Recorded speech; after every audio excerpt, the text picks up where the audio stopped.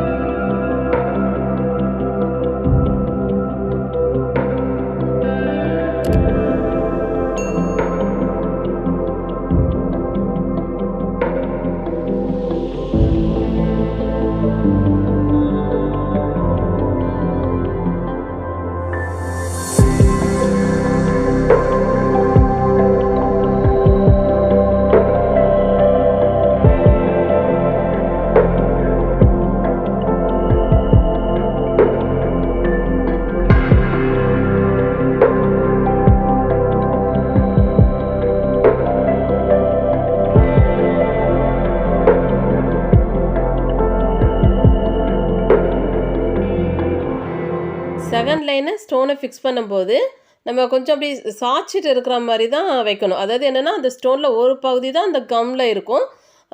இப்படி நம்ம செய்யும்போது என்னென்னா, கொஞ்சம் நல்லா அப்படி கொஞ்சம் தூக்கிட்டு ஃப்ளவர் ரொம்ப அழகாக தெரியும். அதனால தான்.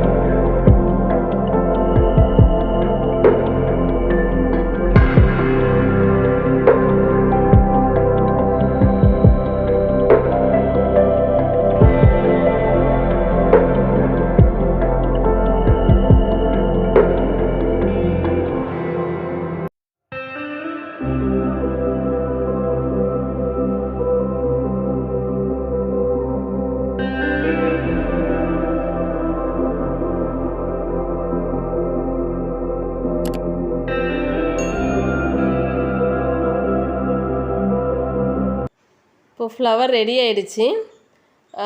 அடுத்து நம்ம இதுக்கு லீஃப் செய்கிறதுக்காக நான் இந்த கம்பி ஒயர் எடுத்துருக்கிறேன். அப்புறம் இந்த கிறிஸ்டல் பீட்ஸ் எடுத்துருக்கிறேன் க்ரீன் கலரில்.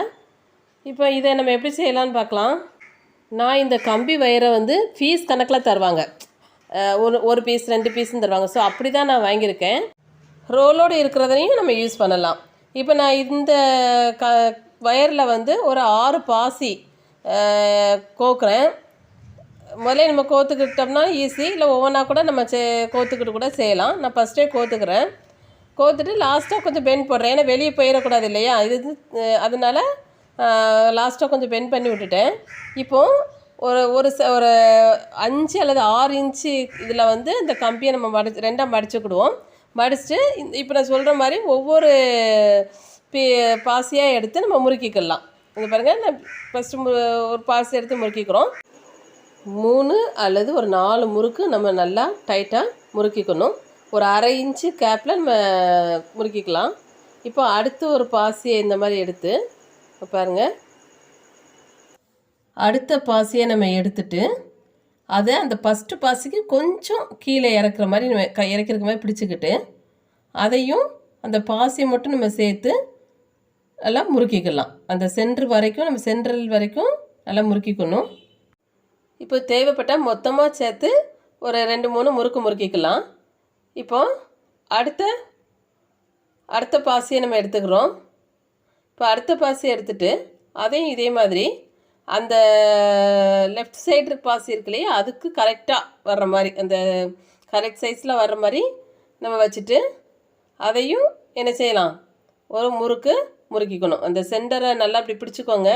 பிடிச்சிட்டு அது வரைக்கும் நீங்கள் வந்து முறுக்கி விட்டுக்கணும். முறுக்கி விட்டுட்டு இப்போ பாருங்கள் ரெடி ஆகிடுச்சு. இப்போ தேவைன்னா மொத்தமாக சேர்த்து மறுபடியும் ஒரு 2 முறுக்கு முறுக்கிக்கலாம். இப்போ நம்ம அடுத்தும் அதே மாதிரி ஒரு பாசியை நம்ம எடுத்துக்கிறோம். எடுத்துட்டு கொஞ்சம் அந்த ஃபஸ்ட்டு பாசிக்கு கொஞ்சம் ஹைட்டு கம்மியாக வச்சுட்டு அதையும் நம்ம என்ன செய்கிறோம், இதே மாதிரி முறுக்கிக்கலாம். நல்லா 2-3 முறுக்கு முறுக்கிக்கிட்டு 2-3 முறுக்கு நல்லா முறுக்கிக்கிட்டு அதை நம்ம வந்து சென்டரில் மடித்து விட்டுக்கணும். அந்த ஃபஸ்ட்டு 3 வச்சுருந்தோம் இல்லையா, இதுக்கு இப்போ இந்த 4ஆவது உள்ள பாசியை சென்டரில் இதே மாதிரி கொண்டு வந்து வச்சிடணும். சரிங்களா, அதுக்கு மாதிரி நல்லா முறுக்கி விட்டுக்கோங்க. முறுக்கி விட்டுட்டு இப்போ அடுத்த பாசியை நான் எடுத்துக்கிறேன். அடுத்த பாசியை அந்த ஃபஸ்ட்டு நம்ம சென்டரில் முறுக்கணும் இல்லையா, அதுக்கும் கீழே வர்ற மாதிரி பாருங்கள், இதே மாதிரி கீழே வர்ற மாதிரி மடித்து வச்சுட்டு நல்லா பாசியை வச்சு நல்லா என்ன செஞ்சுக்கணும், நல்லா முறுக்கிக்கணும். நல்லா டைட்டாக முறுக்கிக்கோங்க. எவ்வளோ டைட்டாக முறுக்க முடியுமோ அவ்வளோ டைட்டாக முறுக்குனா பார்க்க அழகாக இருக்கும், ஃபினிஷிங் நல்லாயிருக்கும். இப்போது மொத்தமாக சேர்த்து ஒரு 2 முறுக்கு முறுக்கிக்கலாம். இப்போ பாருங்கள் ரெடி ஆயிடுச்சு. அடுத்து ஒரு பாசியை எடுத்து அதையும் இதே மாதிரி இந்த பாசிக்குள்ள ஹைட்டுக்கு ஏற்ற மாதிரி ஹைட்டில் வச்சுட்டு அதையும் நம்ம சேர்த்து முறுக்கிக்கலாம். பாருங்கள், பாசியை கையில் பிடிச்சிக்கிட்டு நல்லா டைட்டாக முறுக்கிக்கணும். இப்போது லென்த்து ஜாஸ்தியாக இருக்கிற இந்த ஒயரை இந்த பிரான்ச்சஸை சுற்றிலும் ஒரு லீஃப் மாதிரி நம்ம கொண்டு வரணும். இந்த பிரான்ச்சை சுற்றிலும் கொண்டு வந்து இங்கே பாருங்கள், இப்படி கீழே நம்ம 2ஐயும் சேர்த்து பிடிச்சிக்கணும். பிடிச்சிட்டு கரெக்டாக அந்த சுற்றிலும் ஒரு லீஃப் மாதிரி வர்ற மாதிரி நம்ம அட்ஜஸ்ட் பண்ணி பிடிச்சிக்கணும். கீழே இப்படி நம்ம முறுக்கி விட்டுற வேண்டியதான். நல்லா டைட்டாக முறுக்கி விட்டுக்கணும். இப்போ லீஃப் ரெடி ஆயிடுச்சு. இப்போது நல்லா சைஸ் பண்ணிவிட்டு இப்போ லீஃப் சேஃப் வர்றதுக்காக அந்த நுனியில் கொஞ்சம் இந்த நுனியில் வந்து கொஞ்சம் இப்படி லைட்டாக பெண்ட் பண்ணி விட்ருவோம். பாருங்கள், இந்த நுனி இப்படி பிடிச்சி கொஞ்சம் லைட்டாக திருக்கி விட்டுட்டிங்கன்னா கொஞ்சம் அந்த லீஃப் சேஃப் வந்து நமக்கு நல்லா கிடைக்கும், பார்க்குறதுக்கு அழகாக இருக்கும். இப்போ பாருங்கள் ரெடி ஆகிடுச்சு. இப்போ கீழே உள்ளதை இப்படி நம்ம நல்லா முறுக்கி விட்ற வேண்டியதான். நல்லா 2 ஒயரையும் சேர்த்து லாஸ்ட் எண்டு வரைக்கும் முறுக்கி விட்டுறணும். இப்போ ரெடி ஆயிடுச்சு. இப்போ பேலன்ஸ் இருக்கிற ஒயரை கட் பண்ணி விட்டுறலாம். இப்படி நம்ம ஒரு 6 பீஸ் வந்து ரெடி பண்ணி வச்சுக்கணும். ஒரு 6 பீஸ் ரெடி பண்ணி வச்சுருக்கிறேன். 6 பீஸ் ரெடி பண்ணி வச்சுட்டு இப்போது நம்ம ஏற்கனவே ரெடி பண்ணி வச்சுருக்கோம் இல்லையா, இந்த ஃப்ளவர் நல்லா காய விட்டுறணுங்க. நல்லா நல்லா ட்ரை ஆகணும். அப்போ தான் நல்லா ஸ்டிஃபாக நல்லா ஒட்டிக்கிடும். இப்போது இந்த எக்ஸ்ட்ரா பேப்பரெல்லாம் நம்ம கட் பண்ணி ரிமூவ் பண்ணி எடுத்துடலாம்.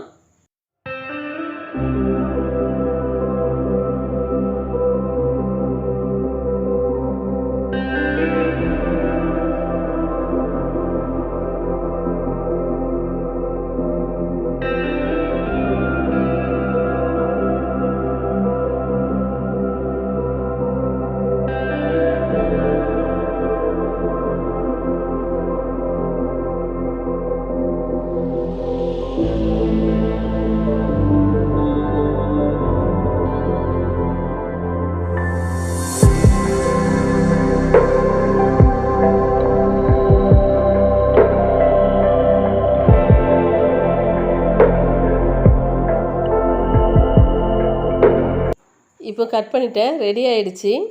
இந்த டிரான்ஸ்பர் பேப்பர்னால லைட்டாக பிசுறு தெரிஞ்சாலும் நமக்கு வந்து அது ரொம்ப ஒஸ்ட்டாக தெரியாது. இப்போ இந்த லீஃப் எடுத்துக்கிறோம். இந்த லீஃப் எடுத்துகிட்டு இல்லை கம் போட்டு ஒட்டுறேன். எப்படி ஒட்டுறதுன்னு பார்க்கலாம்.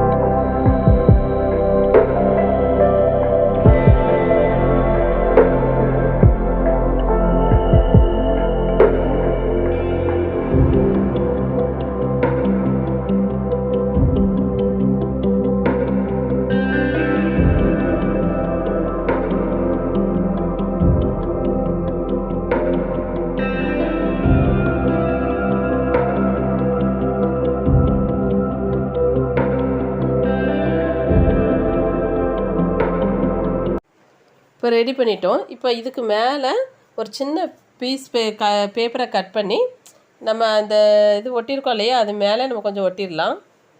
பாருங்கள், ஒரு சின்ன சைஸ் பேப்பரை கட் பண்ணிவிட்டு